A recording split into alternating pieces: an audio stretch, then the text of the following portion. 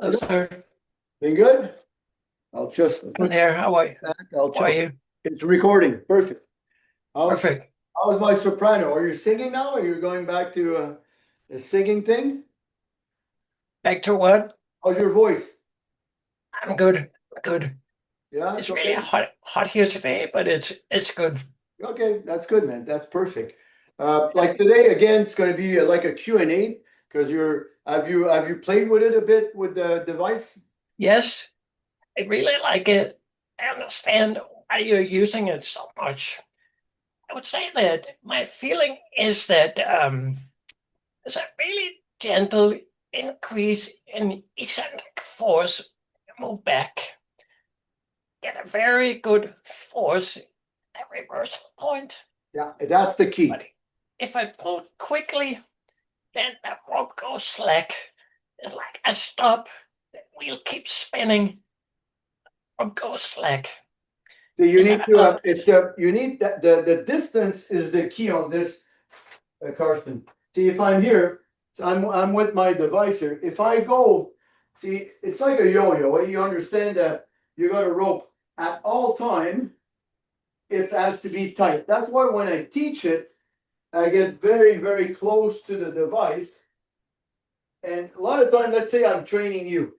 Let's say I want you, the toughest part for people going to be when they do a press because they don't see the device. What I do, let's say I'm doing a press, I don't have the timing, I'm like slack and it gives like a little, that's not good.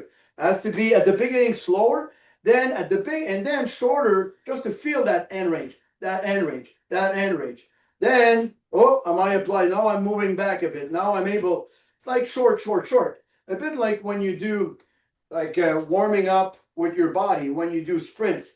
So you're not going all out. You're doing small movement with the ankles. You're working the small segment.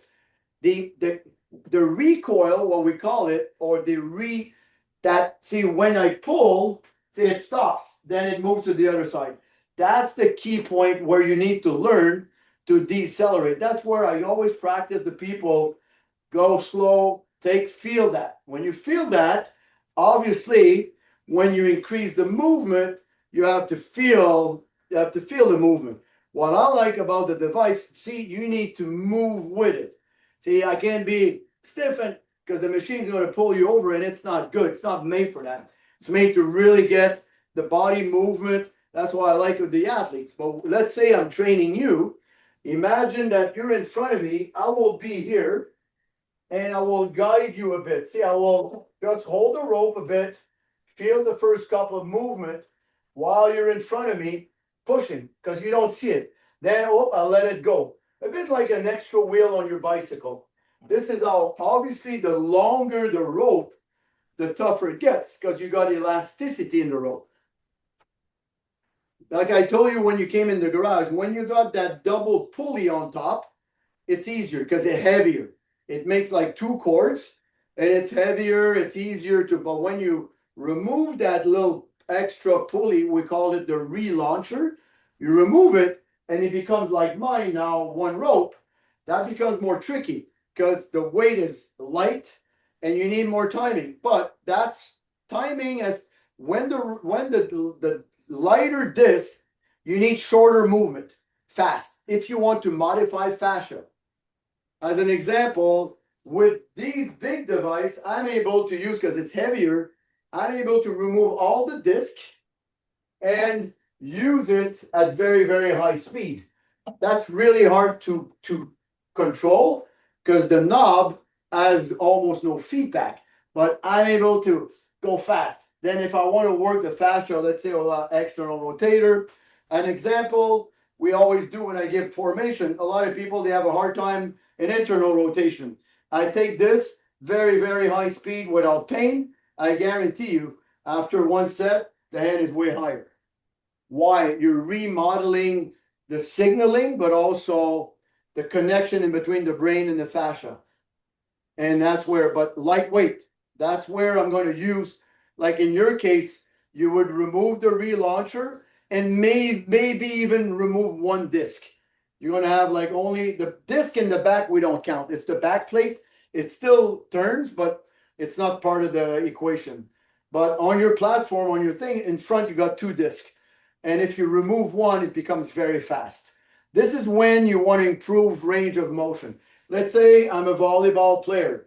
I need a little more movement before I do my external rotation, before I smash, or I will use in that range. Very, very light, very lightweight in that external range. Always taking care of the diaphragm, obviously, because this is not good, this is good. That's fascia. See, always feeling posture, everything. Same thing with that same person.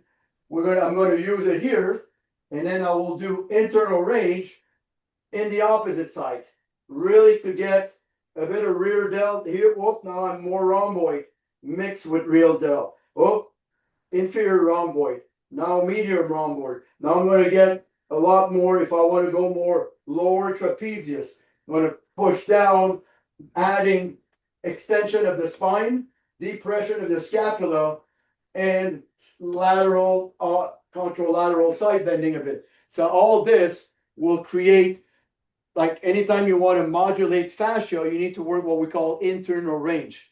It's very short, but in a shortening movement. That's all the brain re-engram.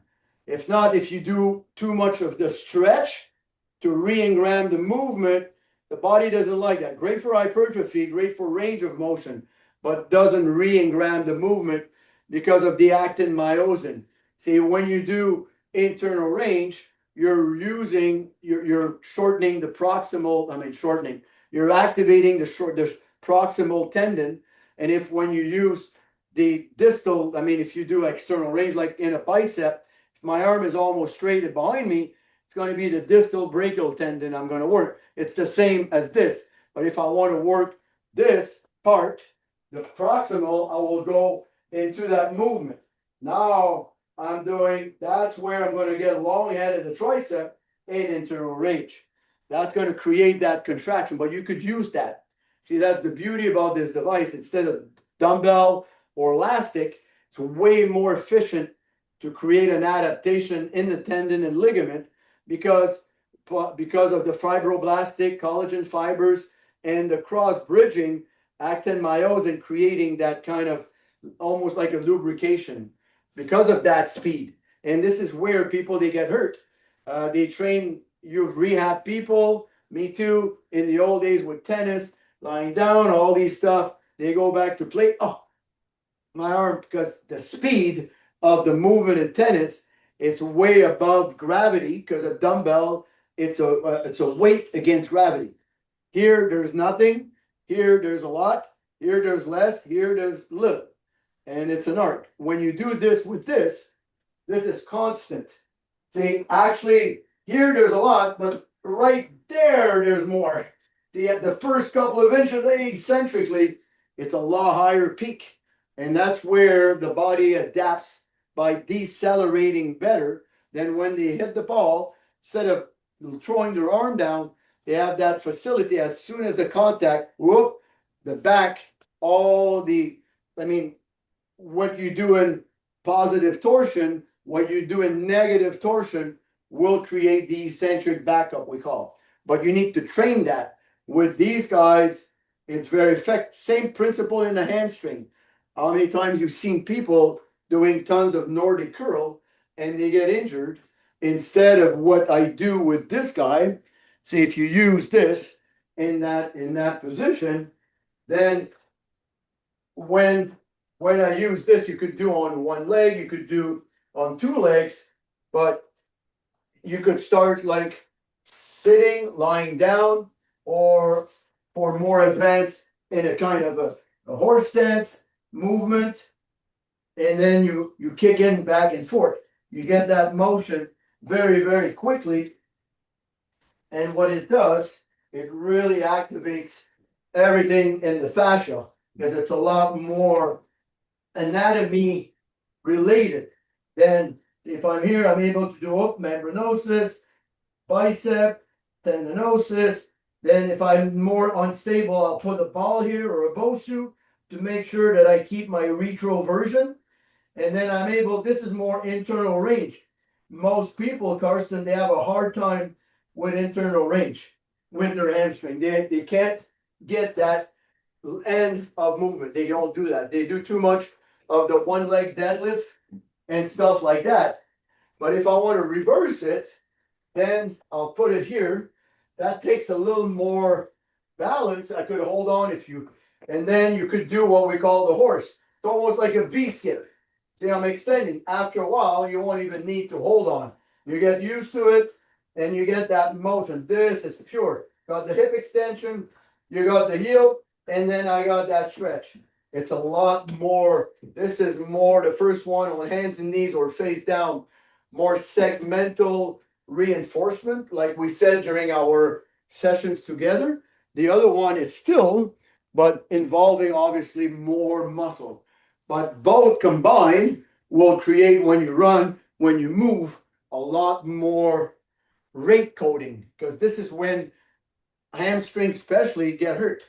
They're really, really high level, very dense, and not a lot of there's not a lot of endurance. They're a bit postural, but not that much. You need to, and if all injuries of hamstring don't happen sitting down or at a slow speed. It's always in change of direction. You plant, you move, and pop. They pop. And that's where also for hockey players, a lot of the groin injury is caused by weakness in the hamstring, because the fascia of adductor magnus ties in with semimembranosus. It's when you do a cadaver dissection, you don't see the difference. Same with the IT band and TFL and with the glute, that's called in French the deltoïde de Farabeuf. It's like the four glutes, because you got glute max, superficial fiber, and deep fiber. Glute minimus, glute medius with the TFL creates, it's called a deltoid. And it was a French biomechanic guy, Farabeuf deltoid. But that's connecting with the IT band, with the fascia. That's connected with the biceps femoris. That's why a lot of the tear in the hamstring happened between the two heads of very close to the proximal tendon, very close to the ischial tuberosity, in between the two heads, because there's too much force pulling and not enough force pulling, balancing. When every time you run, see, we don't run like this. We always run like this. Then what absorbed, it's always an external force. See, you see it when we call that a Trendelenburg, someone who doesn't have balance, it's not a strength, but awareness. You'll see they take a step, whoa, they take a step, whoa. They do what we call a Trendelenburg, but it has nothing to do with really muscle. It has to do with a brain thing. Like when I evaluated you on the force plate, we saw, like most people, when you stand on the left leg, pretty stable. If I quickly go to the right, whoop, the foot goes in varus, and that's normal. Like in soccer, we have data, 95% up to 96 of non-impact sprain, ankle sprain, is on the right side. And basketball, ankle break on the right side. That's very common, because since you're a baby, as a right-handed person, you throw a ball, left leg in front. You box, left leg in front. Play soccer, you're more a right kicker, left leg is supporting. Since you're young, that thing is really good to control balance. In hockey, even pros skate better, turn better left than right. Even on the right, even my movement, I go here, left, it's easy for me to stay there. Even here, see, it's like kind of weird, and I'm on cement. Imagine at high speed with skates. That's trainable with these devices, because you go higher speed that needed. And what happened is that your brain connects quicker, and because these devices works a lot at a certain part of the brain, at the cerebellum, but basically the vermi, VERMIS. It's like it correlates. I mean, it gets adapted by a lot of perturbation. And the flywheel like this, it goes so fast, and each rep are different. It's mathematically impossible to do the same rep. Same as in sports. When you play sport, that's why when you train too much in a controlled environment, the problem is like you'll be good in a controlled environment, mean the gym, but on the field or on the pickleball or walking your dog or hiking or gardening, it might not have any transfer of what you did in the gym. That's the biggest issue I've seen over the last 45 years. Not enough transfer. Doesn't mean to do sport specific, has to do with brain specific activity and recognizing, okay, what my task, most sport, unless you play pool, needs usually an acceleration phase and a deceleration phase.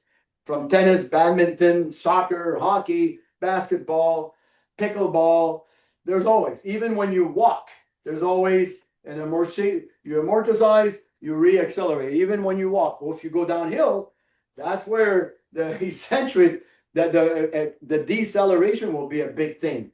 How many times you had clients, they went up a bit of a hike and they can't walk the day after you, and you told them, hey, you went downhill. He says, yeah, because when going down, it's like you have a bag on your back.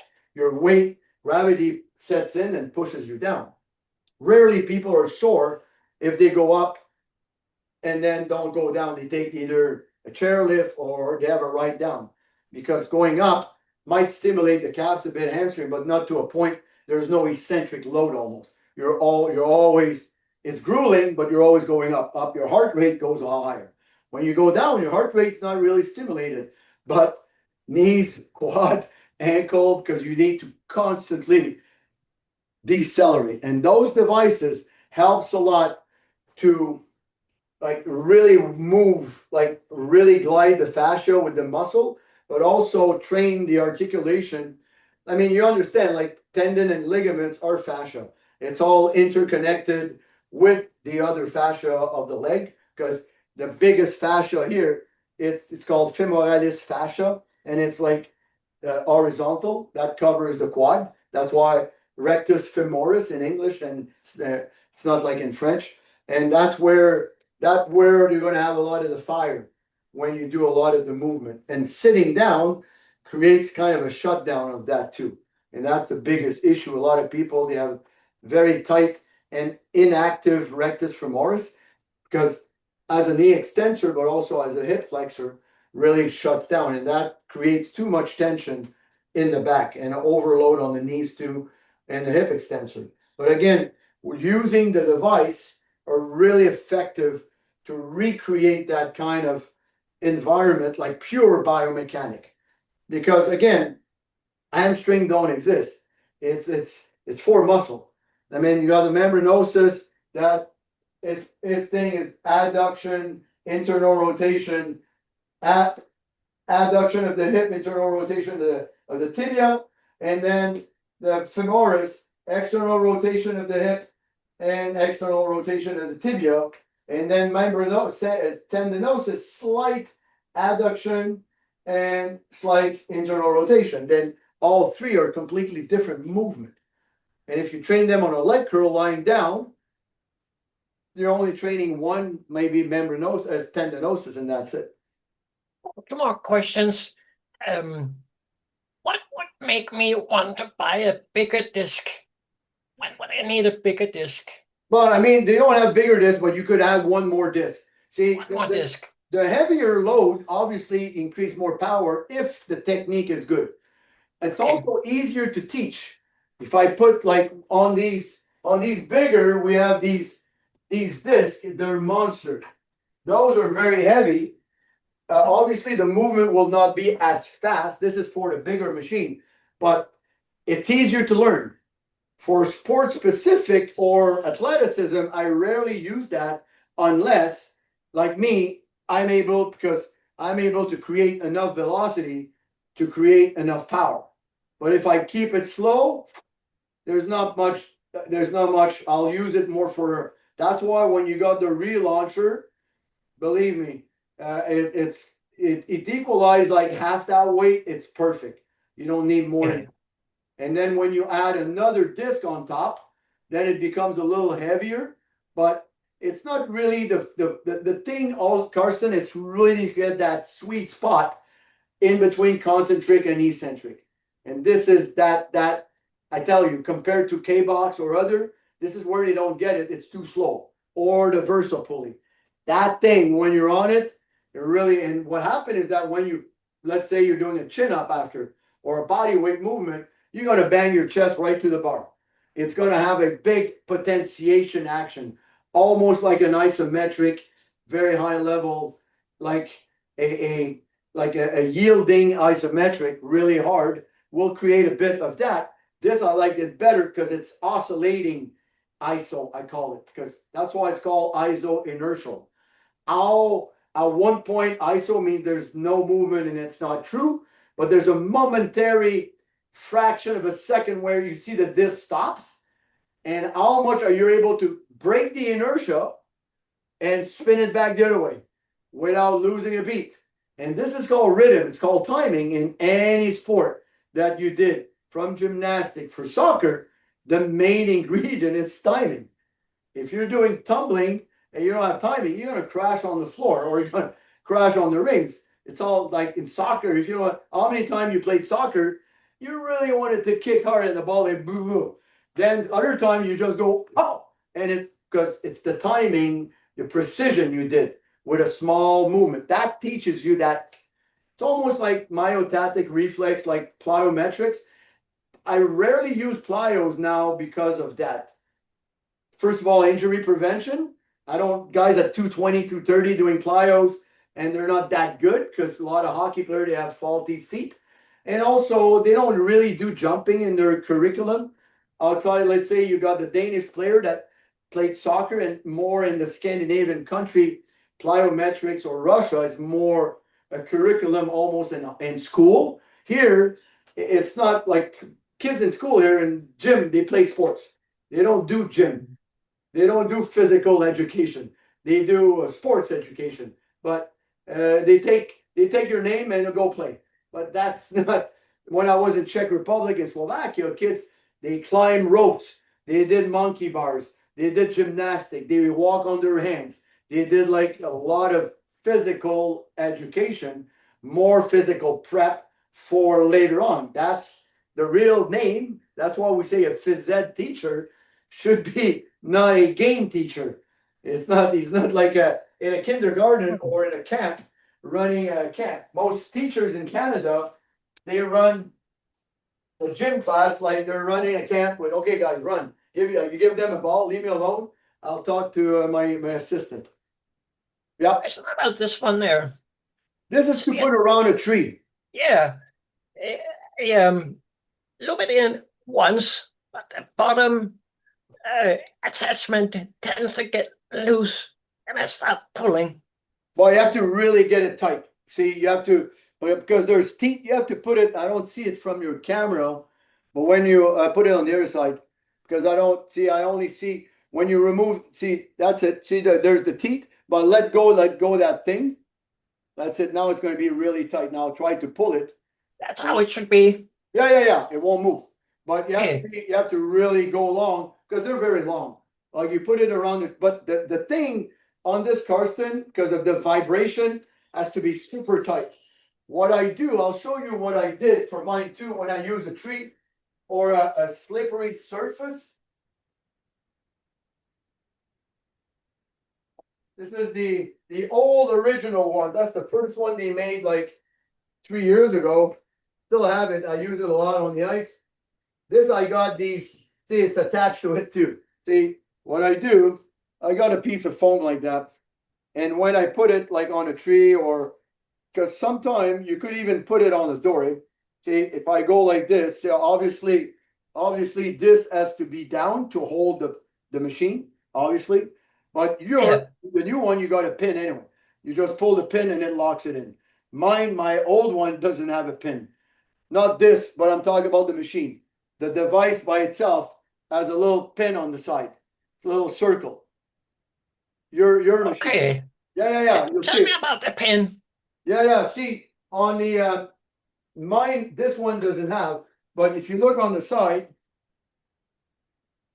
there's a hole here, and there's a little pin, and you pull it. It's like a circle. You'll see. It's like a metal. You just pull it, and then that opens. If not, it blocks this, so you won't be able to put it in. Okay. Yeah, you see it on your side. This has to be pushed down completely. If not, it won't be solid enough. See, Okay. This always has to be like this. See, let's say I'm putting in my little thing. This is the one I use at the arena because some of my kids are kind of rough. And I put it in. Now it's fully stepped. Now it's in. Now if I spin it, it's solid. If not, Okay. but this has to be attached tight because it's going to move. If not, takes a lot of this. That's why I put a foam in the back a lot of time, and it helps. You see, mine, because I don't have a pin, I'm able to remove it like this, easy. But you, before to do that, you'll have to pull the pin and pull it. But that's a safety they put. This was the first one. They made the hole, but they didn't put the pin in. This one was, again, still holding well. That's the and this model was a little heavier a bit. That was the first one they ever did, like 3 years ago. But these straps I use a lot. But like I told you, I always use this on it because I use it on the net too, on the ice, and a post on the ice. It's kind of slippery. The clamp works on a goal. Like the clamp you have is very solid for a fence, like a post fence, or if you put it on the net of a hockey net. But those are more practical if you have like either a pillar in the gym, like where I was before. We only had these big round pillars everywhere in the gym. Used to be an old building. Then only this fitted around. But that's why they're very long. That's why I always put one extra in the package, that just in case that you need. But the other clamp that you have in the box is made to hook on a power rack, at the bottom of the rack, at the top, because you could put it down also on a rack and push it this way. See, what I do with this, I have a board that I use, but because I don't have a power rack here, this is like an old stair that I had, and I put it down. I hook this around the strap, and I put my machine. My machine will be right here. I'm able to squat with it like this. But the wheel will be, say, it's going to be installed, obviously, like this, because I'm going to slide it like this. But still, the pulley works because it goes this way too. See, that's the beauty about it. Right. Yeah, that's another way in a power rack, because in the power rack there's always the bottom legs. Yeah. You could hook it like that too, because that's really good vertical movement. That's really tough, man. And I like to do like unilateral squats. Let's say it's on the bottom on my left. I have a split squat, changing leg, face the other way, holding with one arm creates a lot of adaptation in the frontal plane. Or I could do horizontal plane from the bottom. But that's really good. Again, with your clamp, you're able to do it with your clamp or with your long strap that I just showed you. The clamp, it's easy because the new one you have are better than mine. The screws, the knob is very big. In the old one, we needed a screwdriver. In yours, you don't need, because the knob, they changed it, and the new model you have, they're very big. They're very easy to clamp. Again, always remember that the bottom part, when it's hooked, always this at the bottom, because it's not going to slide off.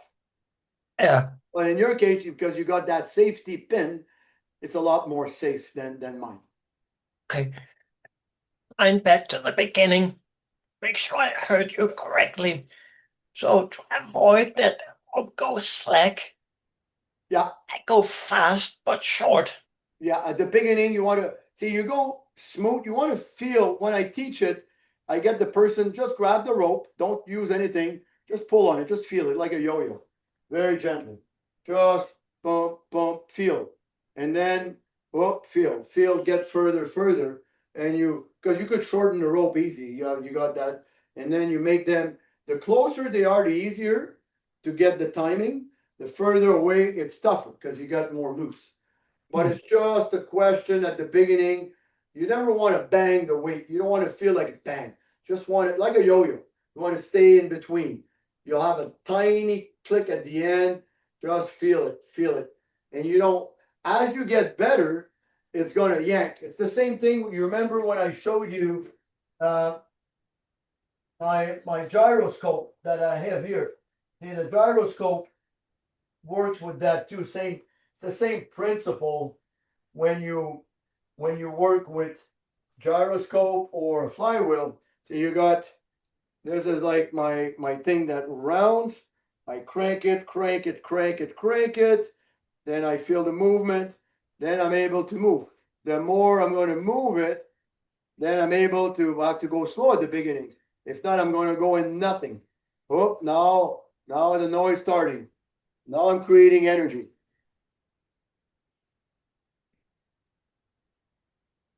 That's it. But if I had done the slack at the beginning, you're going to hear that.